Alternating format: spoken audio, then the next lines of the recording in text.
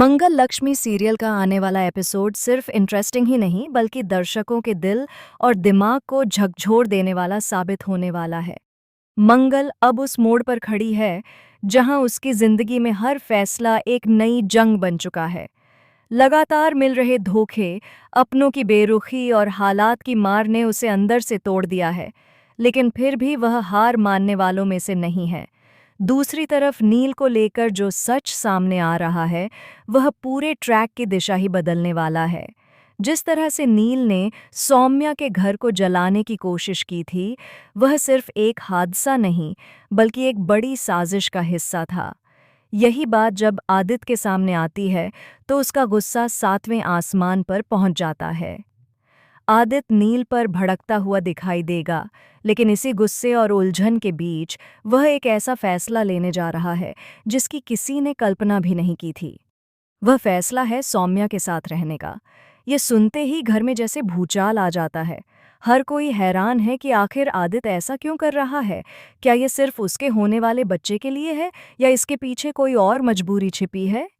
पिछले एपिसोड की कड़ियां यहाँ और भी गहरी हो जाती हैं जब याद आता है कि मंगल और नील की बातों से टूट चुकी सौम्या ने स्लीपिंग पिल्स का ओवरडोज ले लिया था।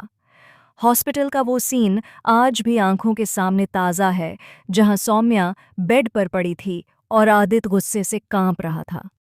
वह सौम्या पर चिल्लाता है, उससे सवाल करता है कि उसने उसके बच्चे के साथ ऐसा कदम उठाने की हिम्मत कैसे की। लेकिन सौम्या, जो खुद को मासूम दिखाने की माहिर है, एक बार फिर अपने आंसुओं का सहारा लेती है। वह रोते रोते आदित्य को यकीन दिलाने की कोशिश करती है कि जो कुछ भी हुआ वह मंगल और नील के दबाव की वजह से हुआ। उसके शब्दों में इतनी चालाकी और मासूमियत होती है कि आदित्य का दिल पिघलने लगता है। इसी गलत फहमी में वह नील और मंगल को दोषी ठहराने पहुंच जाता है। लेकिन वहां शांति जी दीवार बनकर खड़ी हो जाती हैं।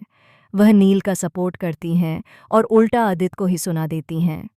उनका यह इमोशनल रूप सबको चौंका देता है, क्योंकि पहली बार वह इतने साफ शब्दों में मंगल के पक्ष में खड़ी नजर आती हैं। यह सब देखकर आदित्य और ज्यादा बौखला जाता है। गुस्से और चोटिल अहंकार में वह वहां से निकल जाता है और सीधे सौम्या के पास पहुंचकर कह देता है कि वह उसे अकेला नहीं छोड़ेगा। अब सौम्या उस घर में अकेली नहीं रहेगी।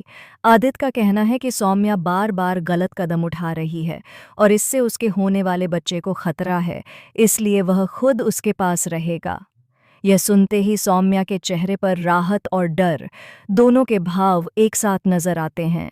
राहत इसलिए कि उसका प्लान काम कर रहा है और आदित्य पूरी तरह उसके साथ आ रहा है, लेकिन डर इसलिए कि उसने जो सपना देखा था वह खतरे में पड़ सकता है।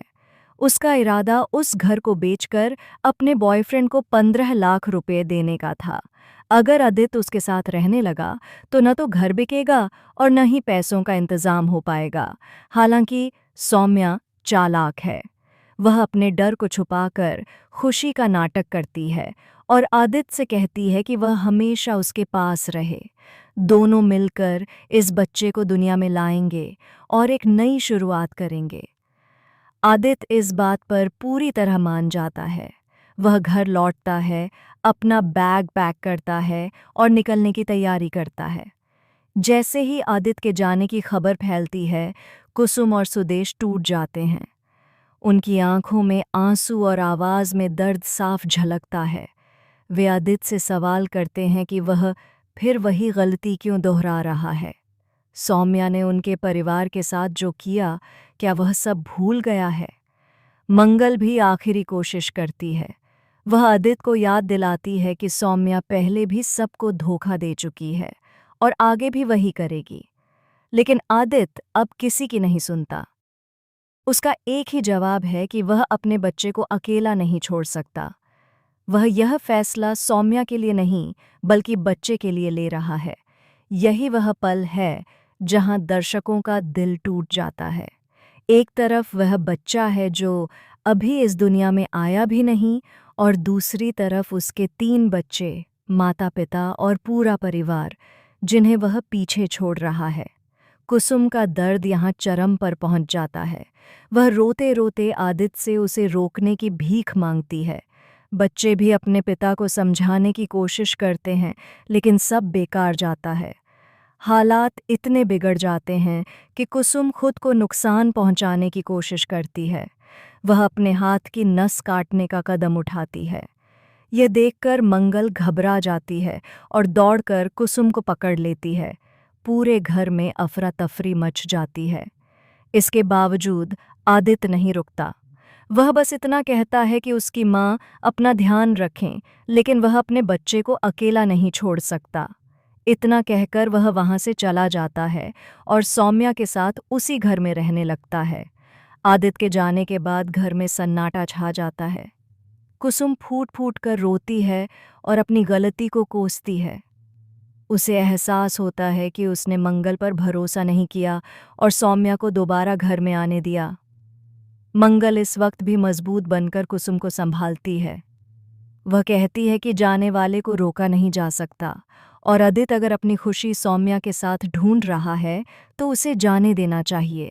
मंगल सभी को यकीन दिलाती है कि आदित्य के बिना भी जिंदगी चल सकती है। वह खुद परिवार के लिए एक नया घर ढूंढती है और सभी को वहां लेकर जाती है। नया घर एक नई उम्मीद की तरह होता है। बच्चे, कुसुम और सुदेश सभी को वहां सुकून महसूस होता है। मंगल आदित्य को भी साथ रहने का ऑफर देती है, लेकिन वह मना कर देता है। इसी बीच कहानी में एक नया मोड़ आता है, जब मंगल पहला स्वाद कंपनी की कमान संभालती है। भाभी जी उसे ऑफिस बुलाकर पूरी जिम्मेदारी सौंप देती हैं। अब कंपनी का भविष्य मंगल के हाथ में है, लेकिन किस्मत का खेल देखिए, भाभी जी का पिए कोई और मायने और